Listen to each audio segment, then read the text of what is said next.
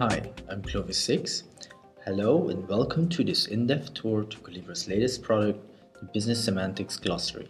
In the next few minutes, I'll show you some of the exciting new features that this product has to offer. Features that will enable you and your colleagues to define and govern your business assets in their exact business context. As a guidance, I'm going to use the EU Rent case. EU Rent is a car rental company with branches on different locations in different continents. The company basically is a group of people that should understand the same things, but because of these diverse and numerous business units all over the world, each one is using their own language or terminology to refer to those same business concepts. This is one of EU Rent's vocabularies, the EU Rent British English vocabulary. A vocabulary holds vocabulary entries which represent the business concepts, like car or dynamo. Entries can also represent relations between concepts, which are categorized as binary fact types, such as car has dynamo or dynamo of car. You can also incorporate vocabularies in case your business has a common business vocabulary that needs to be enforced. This can also be an external vocabulary like country codes. Each vocabulary can have one or more rule sets. A rule set puts constraints on the use of vocabulary entries and business facts. Sometimes there are systems that have contradictory rules applied on them. For example, each car has exactly one dynamo versus a system where the dynamo is optional. The start for a solution to this, if necessary, is identifying those differences and commonalities, capturing them, and then taking further action. The last two sections are for importing and exporting vocabulary entries.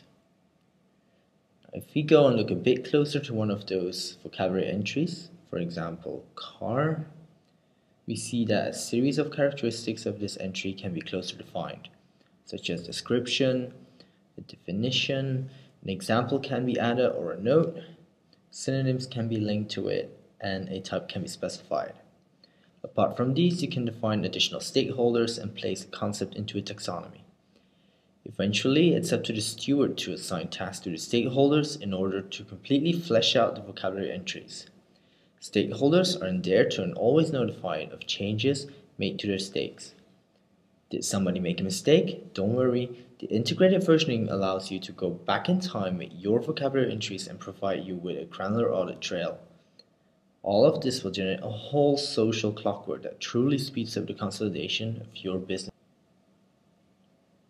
Now we're going to fill another vocabulary, the American English one. You can either do this by manually adding entries, or make use of a really convenient feature where you can import already defined vocabularies into the glossary and let the application do the work for you, or at least give you a head start. This example shows you the importation of an UML file.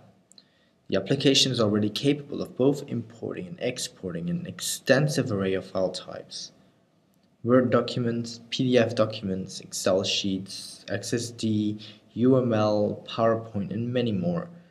In addition, we are continuously working on expanding this import and export functionality to be able to support even more formats in the near future, like urban files, DLLs, and comma separated value files. Once the import is completed, you can see how all the concepts have been extracted from the UML file and imported into this vocabulary. One of these concepts is car movement. A reference scheme is already present within this concept, which states receiving branch of at least one car movement. This was generated from a constraint that was added to the UML file. Let's articulate this concept in a bit more detail. I'll start by adding a description. For EU rent, a car movement meets the business requirement when a car of a given group has to be moved between branches.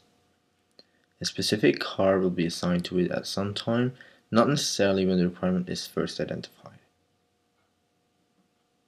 As an example, I'm going to use the movement of a full-size car from the London City branch to the Heathrow Airport branch. And we'll also add a synonym. Our other vocabulary, vehicle movement, was defined, which basically means the same as car movement. So I'll add that as a synonym. Now let's export this vocabulary together with the newly made changes. And for this, I'm going back to the vocabulary into the export section, which currently allows you to export to UML and XSD. I'll export it back to XSD. There we go.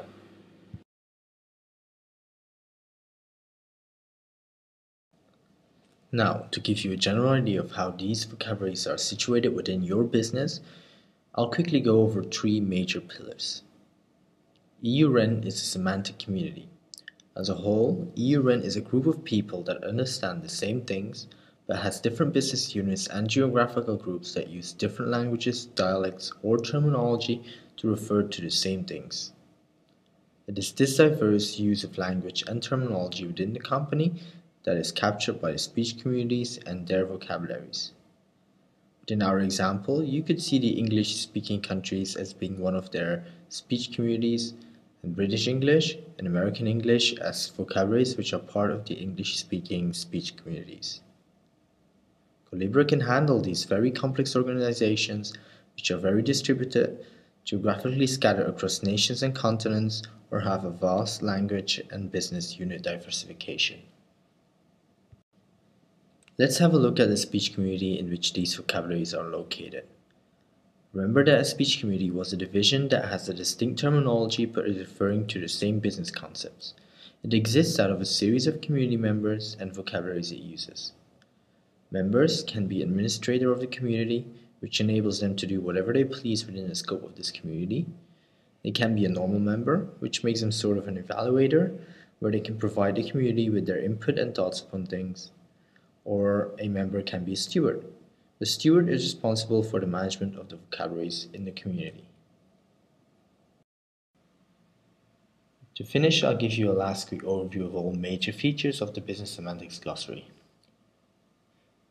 The Business Semantics Glossary is based on the Wiki paradigm, which is a proven technique for stakeholder collaboration. It has a complete built-in governance, apply user roles to distribute responsibilities and increase participation. The software takes care of audit trails, who changed what, when, and why, an uncut versioning system that allows you to go back in time and provide you with a detailed audit trail. On top of that, it has a rights management system, easy customization, a variety of import and export formats, open API, a user-friendly web interface, and most importantly, it is SPVR compliant. This covers the entire specification for full support of the semantics of your business vocabulary and rules. OMG's SPVR specification is aligned with XMI, MOF, RDF, AL, ISO-CL, and many others. So for further information, you can browse to our webpage www.colibra.com, where all features are explained in more detail and demos are available.